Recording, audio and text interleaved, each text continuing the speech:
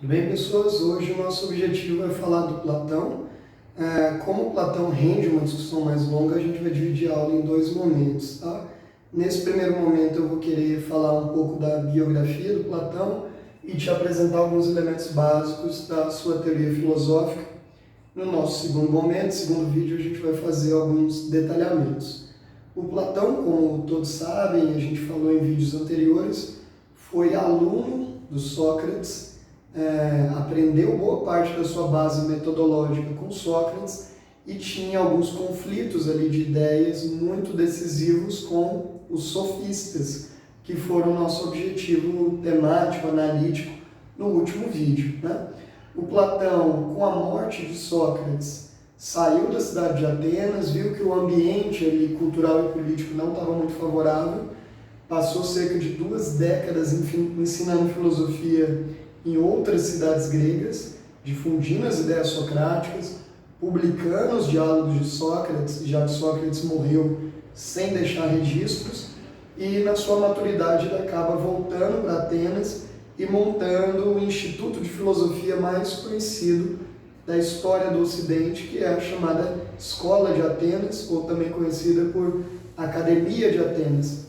Inclusive esse nome, Academia de Atenas, vem do Academus, que era um amigo do Platão e que cedeu o terreno para que mais tarde ele construísse ali o seu instituto.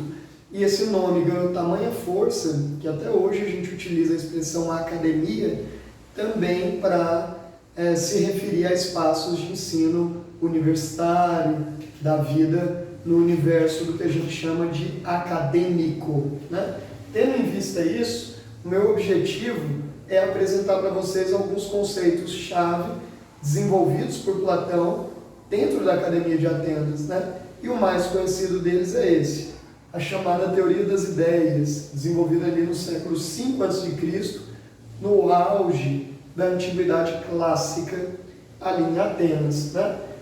Dentro da Academia de Atenas. Vale ressaltar também que há uma imagem emblemática que já apareceu em vestibulares, no Enem, e que valeria você dar a devida atenção, que é uma obra pintada por um pintor renascentista, uma obra que está num salão intitulado Salão Rafael Sanzio.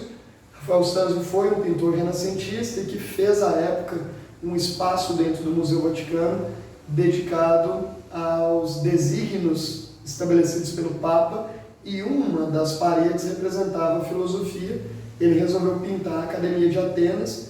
Originalmente aquele espaço era a biblioteca do Papa, hoje é um salão, um museu, né, chamado Museu Vaticano, e lá tem aquela clássica imagem que ao centro vemos a representação de Platão com o dedinho para o alto e Aristóteles ali representado com a mão plana.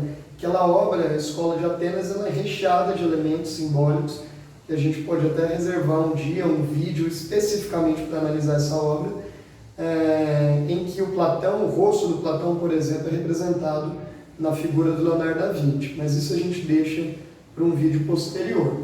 A base do pensamento platônico está associada à dualidade do que ele chamou de mundo sensível e de mundo inteligível. Para ele, Platão, nós nos relacionamos com a existência, com o mundo dessa maneira. Há 2 formas de lidar com o conhecimento.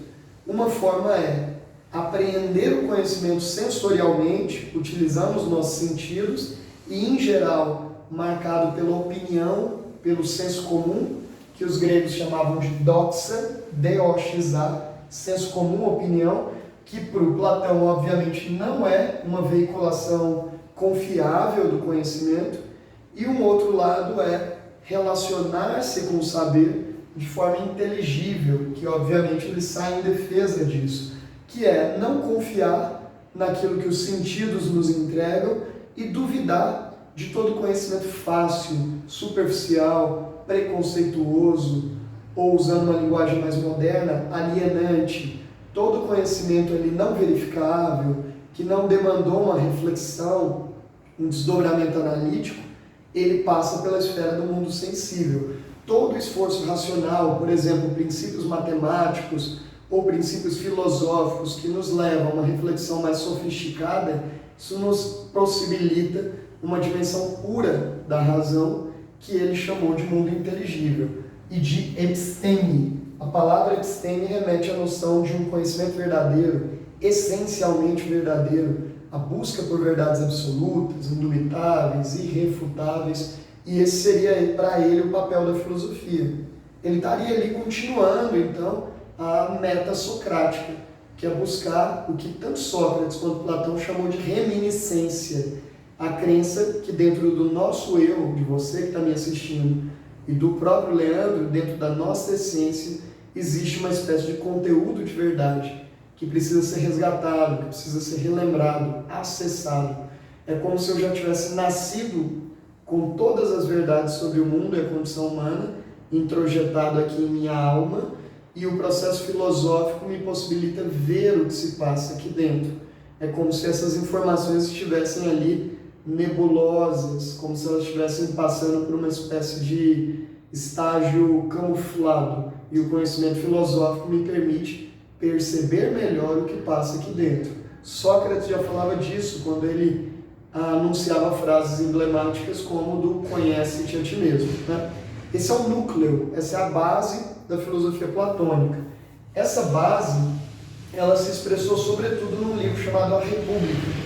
E dentro desse livro, como outros, por exemplo, um outro livro chamado O Banquete, o Platão decide construir teses filosóficas por meio de anedotas, de parábolas e de narrativas míticas.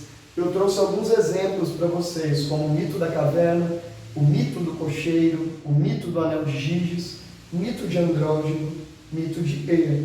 São várias narrativas construídas pelo Platão, ancoradas na discussão mítica, como parábolas, como metáforas, como alegorias, para a gente pensar questões do nosso cotidiano.